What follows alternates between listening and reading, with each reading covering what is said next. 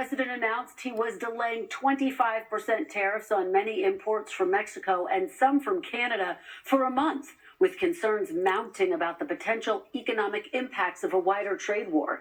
This after Target CEO warned consumers would likely see price increases over the next couple of days, and Best Buy's chief called price increases highly likely. Across the board, tariffs on two of America's three largest trading partners have been on and then off and then on and then off again, with a whiplash effect for businesses and consumers. One day the tariffs are on, the next day they're off. Right now the markets, as you know well, prefer stability. Are you done going forward with the pauses and the carve-outs? Is that it for those? There'll always be changes and adjustments. CEOs want to see predictability. They say, look, I have to speak with shareholders. I've got to make plans for CapEx spending. I can't if it's 20% one day and then it's off for a month and it's 25%. Yeah. So can you give us a sense of whether or not we are going to get clarity for the business community? Well, I think so. But, the tariffs could go up as time goes by, and they may go up. And, I don't know if it's predictability. I think so. That's not clarity. No. Top administration officials have started to hint some economic pain may be ahead. There's going to be a short period of time where there'll be some higher prices on certain products. It's not inflation. That's nonsense. Could we be seeing that this economy that we inherited starting to roll a bit? Sure. And look, there's going to be a natural adjustment as we move away from public spending to private spending. Meanwhile, at the White House, frustrations growing behind the scenes amid reports of a contentious cabinet meeting where secretaries, including Secretaries Rubio and Duffy, clashed with billionaire Elon Musk. NBC News has confirmed the account first reported by the New York Times that some of the president's cabinet secretaries challenged Musk over his approach to cuts in their departments. The details have come out about your cabinet meeting with Elon Musk and some clashes potentially between Secretary Rubio and Secretary Duffy. No clash. I was there. You're just a troublemaker. And you're not supposed to be asking that question because we're talking about the World Cup. Elon gets along great with Marco, and they're both doing a fantastic job. There is no clash. The economy and concerns about high prices helped propel President Trump to the Oval Office, with Mr. Trump promising change. From the day I take the oath of office, we will rapidly drive prices down and make America affordable again. We're going to get your energy prices down by 50%. Starting on day one, we will end inflation and make America affordable again. A vote for Trump means your groceries will be cheaper. And we're going to have prices down. I think you're going to see some pretty drastic price reductions. The dizzying policy shifts on tariffs and concerns about the health of the economy produced one of the worst weeks on Wall Street in months. Steve Kornacki is here to take us through all the numbers. Steve, what are you seeing? And good morning. Good morning, Kristen. Yeah, uneasy, volatile, unsettling. You can pick whatever adjective you want, but here's what the numbers look like this past week. Looking at the Dow average here, with all of the news. So you start last Monday, and look, you could see how the average just plummeted late Monday. That is when Trump made the announcement that the tariffs were coming. It continued on Tuesday as the tariffs were imposed. Of course, then you had the reprieve for automakers, deferring a lot of the other tariffs, and the market did start to make a little bit of upward movement. And actually on Friday, when you added in that new jobs report, some folks on Wall Street feared it might be worse than it was. The market actually did close up a bit on Friday, but down significantly for the week. And if we broaden this out, zoom out, and take a broader look at the trajectory of the market here, two things to highlight here in terms of Trump and his policies. Take a look at this. Again, this is the Dow average. Between Election Day and Inauguration Day, it was up basically 4%. There was optimism on Wall Street about what Trump would do as president. But since Inauguration Day, when Donald Trump began enacting policies like we saw this week with tariffs, it's been a very different reaction from Wall Street, down more than 1.5 points since Trump was inaugurated. Now, to put that in further perspective, we can compare that number, down 1.6% from inauguration, to other modern presidents, the first couple months of their presidency. And again, look at this. It was up 6% in Trump's first term. Look at all of these other presidents, Clinton, in both of his terms, Bush, Biden. It was up in all of these. The list even continues here. You can go all the way back to 1989 with George Bush Sr. We'll pop that one up there and you'll see it actually went up with him. So here it is, Trump going down 1.6% in these first few months here. The only other negative number we've seen in modern times, I mean, this is nowhere near in the same ballpark, but 20% when Obama took over in 09. Remember, that was in the middle of the meltdown on Wall Street. So that's the question of investors and their reaction. And of course,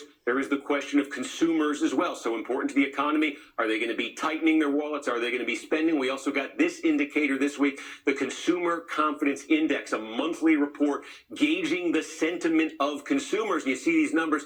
It clocked in at 98.3 this month. Look, the higher the number is, the more consumers are expressing optimism about the economy. So it fell. You see here, the number fell 7 points in the last month. That declined 7 points in 1 month. That is the biggest single month decline we've seen in this index in 4 years. Now, there's debate about the exact relationship between consumer attitude and actual consumer spending. But again, you add this into the mix with the other indicators, Kristen, and you can understand why folks on Wall Street and elsewhere are getting a little bit jittery these days, perhaps. Absolutely. All right. Steve Kornacki starting us off this morning. Steve, thank you so much. Thank you. And joining me now is Commerce Secretary Howard Lutnick. Secretary Lutnick, welcome to Meet the Press.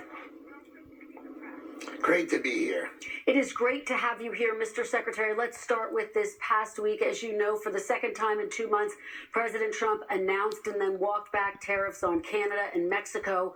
The whiplash causing confusion on Wall Street and Main Street as well. Does the president have a responsibility to businesses and consumers to spell out his plan and then stick to it? You have to remember, this is a drug-related issue. You've got fentanyl pouring into this country, killing 75,000 Americans, autopsied. And the president, thinks it's many, many more, because multiples more. So it's important for the president to talk to the leaders of both Canada and Mexico, get them to shut the border, shut the fentanyl coming into the country. And of course he's going to be on the phone with them. And of course he's going to talk to them. And he is a deal maker, the greatest deal maker in the world. So he makes better deals. He's gotten the border closed. He's gotten fentanyl to be shut down. He put tariffs on China, who makes the precursors. This is the way you run the country. You shut the border. You get our neighbors to do their job. It's not only us who has to do their job. Why are our neighbors who live and breathe off our economy not taking care of America? Mr. Secretary, one death from fentanyl is too many. I think everyone agrees with that. One scintilla of fentanyl coming across any border is unacceptable on any level. It is worth noting that less than 1% comes over the Canadian border, 97% come over the border from Mexico. If this is the crisis that you just laid out, why is President Trump hitting the pause button? Why not go full bore with this? Well, what he did was, we have a deal with Canada and Mexico. It's called U.S.-Mexico-Canada Agreement, USMCA. And that says if there's a certain amount of American product in those products, and it's done a certain way, they can trade with America tariff-free. So by meeting in the middle with these leaders who said they're going to do much more on the border, they're going to do everything they possibly can to end fentanyl, the president said, okay, I'll tell you what, if they're in the deal that we made, I'll keep it tariff-free. But for everybody who was outside that deal, who took the risk, who didn't pay attention and respect the agreements that President Trump made his first term, they're going to pay a 25% tariff. And that's sort of like meeting in the middle. So he gave the automakers relief. He gave computer makers relief. The major industries got relief. But everybody who's outside that agreement, they're going to pay. And Canada and Mexico promised they are going to crush the border and they're going to crush fentanyl. And that's what our president is here to do, to stop fentanyl killing Americans. Mr. Secretary, let me ask you about what the Fed Chair Jerome Powell had to say on Friday. He said, quote, "We're still very uncertain about what will be tariffed, for how long, and at what level." So can you provide some clarity, Mr. Secretary? Are these tariffs going to be temporary or permanent? So the tariffs that we've started with Mexico, Canada, and China, that was the month of March. These are fentanyl-related border related. So China makes the ingredients for fentanyl. It's got to stop. President Xi offered President Trump in 2019, he'd put the death penalty on anybody who made the ingredients for fentanyl. And instead, you know, we've got in 2025, China is subsidizing the production of fentanyl. Maximum subsidy available in China to make the ingredients to kill Americans. I mean, President Trump is on it, and he is powerful on it, and he's not going to step off the gas. So if you're talking about the drug war, let's focus on the drug war. And then when you want to talk about April 2nd, that's going to be reciprocal tariffs, and I'm happy to talk about that. But let's try to keep those two different. Okay, understood. But you say he's not going to take his foot off the gas. Does that mean these are permanent tariffs? Mr. Secretary, can you provide clarity, yes or no? If fentanyl ends, I think these will come off. But if fentanyl does not end or he's uncertain about it, they will stay this way until he is comfortable. This is black and white. You got to save American lives. So with respect to fentanyl, this is about the border and fentanyl, and that's an agreement between the president and the two leaders of Canada. Of course, Justin Trudeau's got a lot to say. Of course, he's leaving in like days, so it's not really that fun to listen to some guy who's trying to create sort of a mess for Canada, which he's trying to do. President Sheinbaum did a much more calm, thoughtful conversation with President Trump, and that's why this is the result. She was able to negotiate it because she said 1,000 more people on the border, stopping fentanyl from coming into this country. Mr. Secretary, I want to whip through this next section if we can. It's a little bit of a to-do list. President Trump previously announced 25% tariffs on steel and aluminum imports. Are those still going to take effect Wednesday, yes or no? Yes. Yes. Okay. Are the 250% tariffs against Canada on dairy and lumber coming this week? And if so, when? No, I think those reactions, the changes to USMCA and beyond, they start on April 2nd. So on April 2nd, we are going to revisit again the fentanyl issues, and we are going to revisit again the general trade issues of reciprocality. Remember, Canada is supposed to have a free trade agreement with us. 250% on dairy products. It's outrageous, and you know the president's going to respond to it, but he's agreed not to respond until April 2nd. Okay, so no tariffs this week in that regard. We'll wait till April 2nd to see those as it relates to dairy and lumber. The CEOs of Target and Best Buy this week warned that they will have to increase prices as a result of tariffs. Do you acknowledge that prices will go up for consumers because of these tariffs? I think it's important for people to realize that we run $2 trillion deficits, and Donald Trump is going to try to balance the budget of the United States of America. And when you balance the budget of the United States of America, you drive interest rates down 150 basis points, 1.5%. You're going to have mortgages come smashing down. The cost of your home will come smashing down. We're going to drill, baby, drill, and drive down the price of energy. That's coming down. So these two massive moves are going to happen. And you know who's going to pay for that? Tariffs and outside countries who just leech off of us, lean on us, earn money off of us. They've got to start to pay. President Trump wants the American people to start to understand the External Revenue Service should start to pay. Yes, some products that are made foreign might be more expensive, but American products will get cheaper, and that's the point. Buy American, made by great Americans. We're going to bring manufacturing back. That's where we're going. That's where this president is going. Bring it back. So will there be distortions? Of course. Foreign goods may get a little more expensive, but American goods are going to get cheaper, and you're going to be helping Americans by buying American. All right, you take me right to my next question. I want to play you something that President Trump said to me back in December. Take a listen. And one on groceries. It's a very simple word, groceries. Like almost, who uses the word? I started using the word. The groceries, when you buy apples, when you buy bacon, when you buy eggs, they would double and triple the price over a short period of time. And I won an election based on that. We're going to bring those prices way down. Mr. Secretary, can you be specific? When exactly can Americans expect to see those prices come way down? Egg prices up 200% under Biden. Biden just killing chickens, trying to worry about things. It's crazy the way eggs have gone up 200%. Donald Trump's going to bring the price of eggs down now. Donald Trump's tariffs are, here's the idea. All these other countries, like India, for instance, when Modi was in town, right? 1.4 billion people, and they won't buy a bushel of our corn. Europe, always blocking our farmers. As our farmers can sell more and more overseas, you're going to see the price of food in America come down. It's a volume thing. Well, I think the deal starts... The deal starts April 2nd. The deal starts April 2nd of reciprocal tariffs. The president's going to negotiate country by country. He's going to drive down other countries' barriers, unleashing our farmers, our ranchers, and our fishermen. They're going to explode in value, and the prices of American produce, row crops, produce and fish are going to come down because our American industries are going to win around the world because Finally, Donald Trump is behind them, protecting them. He's got their back, and he's going to make them winners. And that all of America is going to be winners because these prices are coming down, and the process starts April 2nd. All right, Mr. Secretary, consumer sentiment is dropping. Inflation has ticked up. Major banks like J.P. Morgan and Goldman Sachs now say a recession in the next 12 months is becoming more likely. Should Americans brace for a recession? Absolutely not.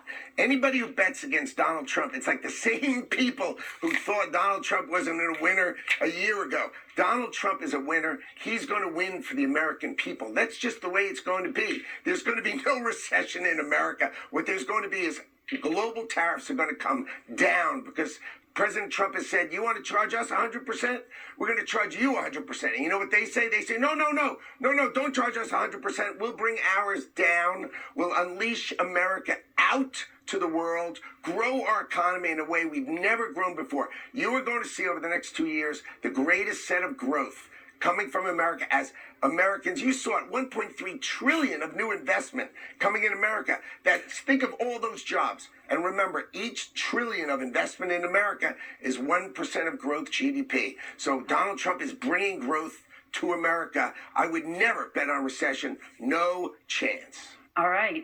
That's about as definitive that you can be. No recession in America. You heard it here first. Let me ask you about this meeting you attended at the White House this week where Elon Musk and a group of cabinet members clashed reportedly over the approach that Elon Musk is taking to slashing government. Can you tell me, Mr. Secretary, what was the president's message to you and other secretaries at the conclusion of that meeting? Was it that you are in charge, other secretaries are in charge of making that final decision about who and what will be cut and not Elon Musk?